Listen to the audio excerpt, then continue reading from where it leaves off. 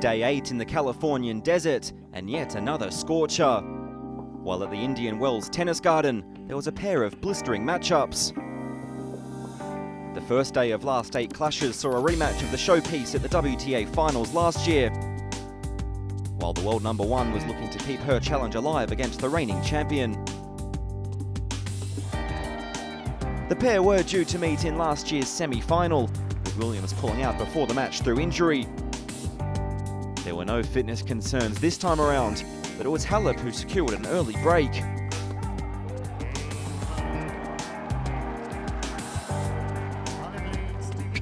But in true Williams fashion, she hit herself out of trouble. Again, it's so good, the shot preparation, that time, the footwork, everything from Williams. 30-40. Excellent to watch. Backs to the wall and staring at set point down, Halep replied with her own piece of brilliance. Oh, yes! They like that.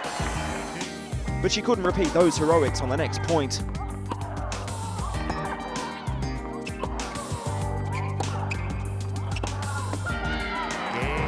Too much in the end for Halep to do there, and it's Williams who breaks.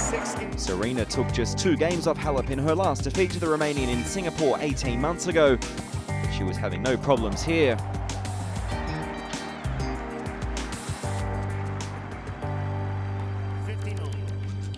And a break in the 6th game would bring about the end of the reigning champion's title defence. It's not going to make her feel any better. Absolutely crunched back at Halep by Williams. An hour and 10 minutes for the world number 1 to reach a 4th Indian Wells semi-final. 6-4, 6-3.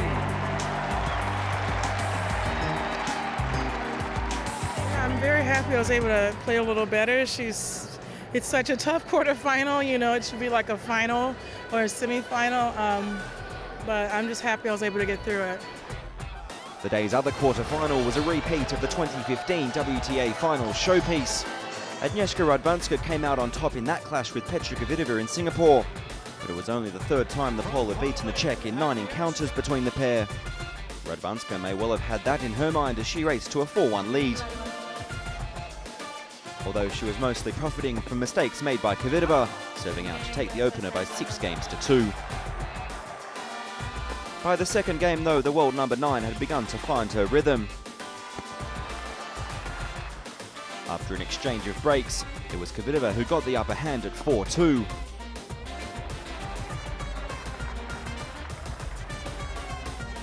But it was an advantage she couldn't hold on to, as Radwanska broke back following a remarkable rally. Oh, that's a delicious rally. Absolutely delicious. The crowd almost held their breath. Some of them are on their feet, and rightly so. 5-4, second set, Kvitova. It was all going Radwanska's way now, and the 2nd set would be decided in a tiebreak.